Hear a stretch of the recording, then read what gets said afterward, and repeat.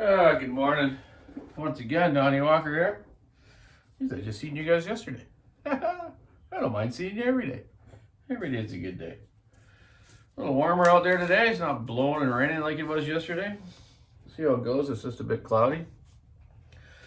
So this morning, I'm looking at the newest 462 Stihl, MS 462. They've done some changes. It's a different crankcase now, a different cylinder and piston. I didn't see much wrong with the last ones. I've never seen any failures yet. They've been running really good. A few that I have out there, guys love them. They pull a 32-inch bar really nice. They're smooth on their hands, and they fit the tree nice, and they're light. But they do have that crappy side cover, so you can get that good side cover that fits on the 500i would fit on the 462 as well, from West Coast saws from Gordy or us at Walker Saw Shop. He makes them, we sell them, and we sell a ton of them. We're out of them again, Gordy. We need some more. Johnny will get on ordering some more 500 bark boxes from you and some more good side covers. I've been putting some leather flaps on the side of the side covers.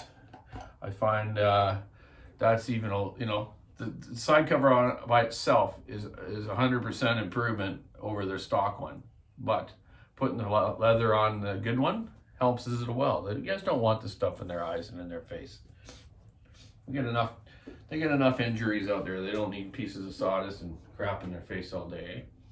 So anyways, I've just timed this new cylinder setup. First one I have it apart. I did see a service bulletin that they had done some changes to these, and each one I've taken apart so far have all been the old style. But this one I took apart yesterday. This one's from my friend Randy Vosper. He already has the regular 462. I think he maybe has two of them, and he loves them. And this one's a heated version, and the reason he's buying this one over the 500 because it's got heat. We don't have heated 500s in North America yet, and I don't think we're going to get them. That's unfortunate because that's a big seller for us here. Think about that, eh? When you're up there, it's 0 degrees or 5 above, raining like crazy, man, and foggy. It's nice to have some warm hands. And it keeps your circulation good too. It's very good for carpal tunnel, not to get carpal tunnel and stuff like that, eh? My hands are bad enough just for wrenching and racing all the years. So anyways, I've retimed it. It's different than the old one. It's exactly 160 degree exhaust duration and exactly 160 degree intake duration. 30,000 squish. Perfect for a work saw. These guys have done their homework. So I'm going to show you inside what they've changed. Let's get it out of the vise here. Take my little indicator off that I used on the timing wheel. And I can't wait to get him trying this saw and see how he feels the differences with the old version. And I'll keep you informed on that. Just a great few model saws Stihls have come out with. I'm really glad they've gone to the spring mounts. Better ergonomics on it. No one's complaining about the mounts on this. Not like the 500 where guys are putting this different one in the front to help stiffen it up. I really think that's okay if you're running long bars, but if you're just running up to 32, I don't really think you need it that much. Some guys just don't like that flexible movement to it. They just like it a little stiffer. It does give you better anti-vibration just running the stock stuff, but everyone's got their own thing, eh? I don't run them every day either, so I just make cuts with them, and I've been out. I fell on a couple trees with the 500, but yeah, that's a great saw. And so is this 462 dynamite saw. I've noticed the clutch springs are a little heavy dutier than the 461s, and I think the 500s might be close to the same. There might be the same part number. I'll have to look that up. So anyways, let's get inside this and I'll show you what's different on it. I took all the heated handlebars off. It's kind of nice and wiring they have for the heated handlebars on this one. They actually plug in and plug out. Unplug and plug in, I should say. One wire from the handlebar goes to the switch, and one wire goes to the element in the back, pistol grip. I have noticed on this one, it's got a 3-way switch. It doesn't say nothing in the owner's manual about it, but it's got O, then it shows the pistol grip with like heat, or maybe the carburetor. It's hard to tell in this picture.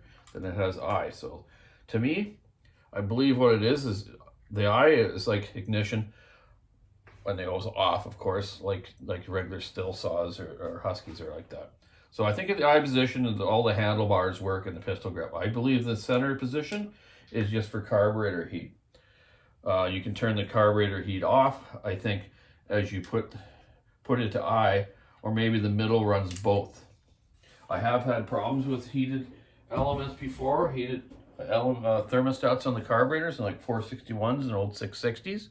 So I used to take them off the carburetors here because you really don't need it in our conditions. If you're up north or in Alberta, maybe. I always leave them on for those areas. So this, I believe, if I'm correct on it, and I'm going to test this when I run it up to see what actually it is doing. Once I start it, I'll put an ohmmeter to the thermostat wires and the handlebars, and I'll figure out what positions they are, and I'll let you know about that. I think it's a great idea. So that way, something fails, the carburetor's not overheating the fuel and making it run lean and crappy. Okay, so let's take this cylinder off, and I'll show you how they've changed it. Let's get you down here.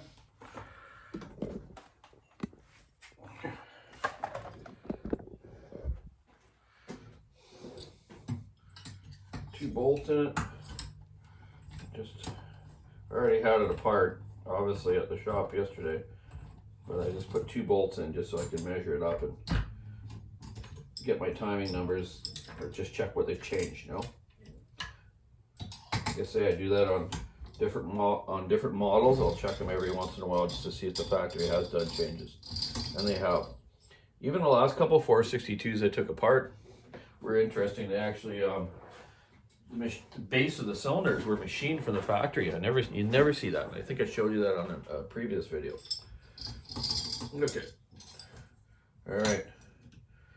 There's our newest 462 cylinder. Front case fed transfers.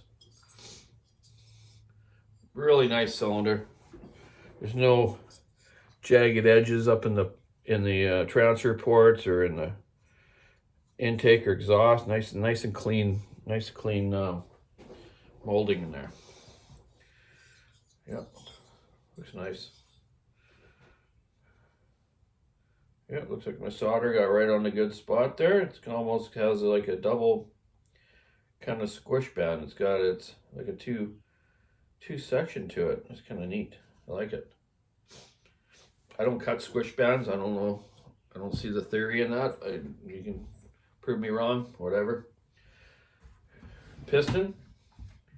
If you notice, the piston in the previous model had a cutout here in the piston for the intake timing. It doesn't have that anymore. And also, if you notice, it doesn't have the ramp here, the splash ramp in the front, in the back, I should say, in the carburetor side, intake side. It's in the front now. So now as your piston's going down, squishing all that fuel against that splash ramp, it's going directly down into the crankcase and up to the transfers. I think this design is better than what they had. This piston feels a lot beefier than the last one. It just feels more solid. It's got like the different shape of it, eh? You see how it's longer on the intake side than the exhaust side. There's the new splash ramp in the front. Pretty cool. So you can't use any of these new piston and cylinder on an old crankcase. You'd have to buy the new crankcase. So the old parts won't fit it. And that was all in that service memo on Stihl's site, for this model. Yeah, I think it's pretty cool. I don't know what I'm gonna do to this one. I like the timing numbers. I don't want to change it. I don't think. You know, it's got a bit of a little ramp in the bottom of the intake, and I think maybe that's there for a reason. It's maybe guides the fuel over into that splash ramp a little better. Yeah, pretty nice. There's just a little lip on that exhaust on the top. I think I'm just gonna, basically what I call blueprinting. Just an edge in there. I think if I take that edge off and polish this up, I'll probably be around the, you know, maybe 162 degree mark, which is still fine, you know. That's a good number for exhaust. Give you a good pull to it, and we, you know, of course we run long bars on it. So let's see what it's similar to as far as numbers goes. So 462, older one, newer one. And what do we got here?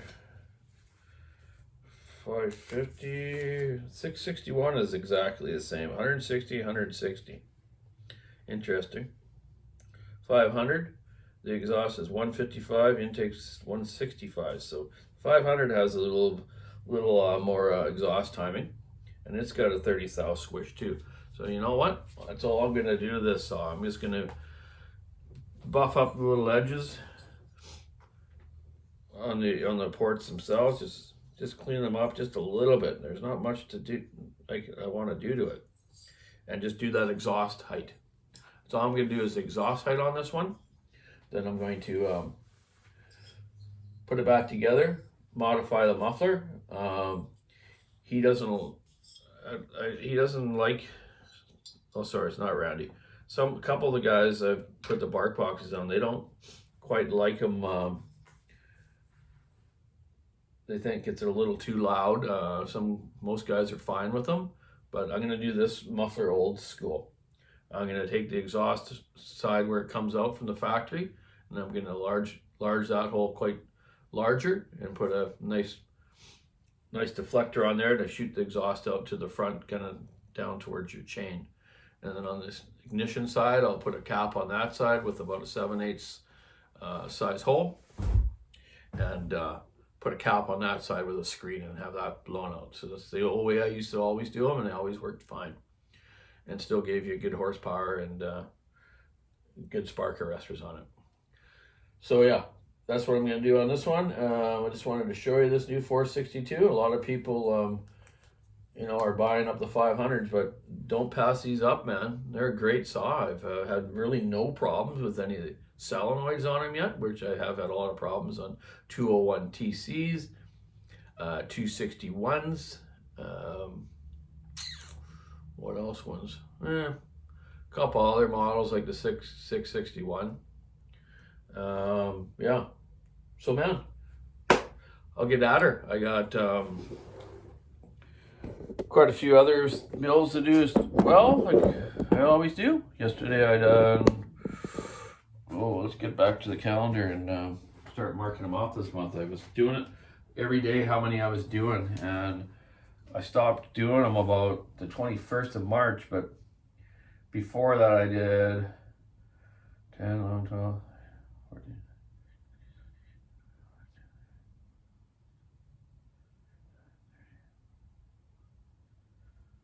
I did 45 of them in up till March 21st, and I know I did at least probably another 15.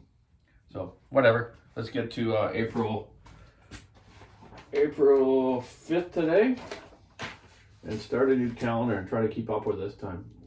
I used to write the guys' names too, so okay. So yeah, I'm gonna do this 462. I got a fella sent me an 036 cylinder, brand new. Look at that box. That thing's old. That's been in someone's stock for a long time, and I don't see too many of these anymore. I haven't really done a lot of them actually, but motor's a motor. Two-stroke's a two-stroke. I think I got some stuff written down from those years ago. And I got a brand new 261 from a dealer from New York, Hoover's Small Engines. He sent me a 261 with a scored top end. I've already pressurized and vacuum tested the saw, so it doesn't happen again to it. It seems to be okay, and apparently they did it as well at the dealership there. So I'm gonna do this one and do a couple pipes in the muffler for them.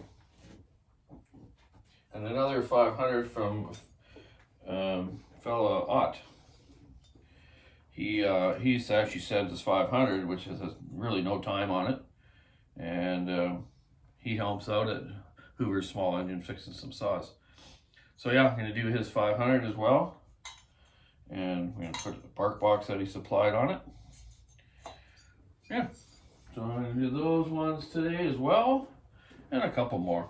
Anyways, I just wanted to share that 462 with you. I think it's pretty cool. I like it. So yeah, we're going to get at her. April showers out there, man. It's a wet month so far. Only a few days into it, but get out to the racetrack again this weekend. There, April 10th. So it's Sunday. We got another race. Geez, I haven't taken my go-kart to the truck yet.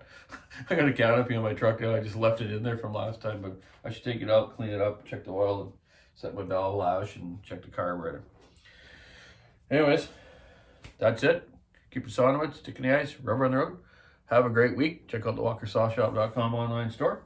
And I'm going to get to do some porting. Okay, bye.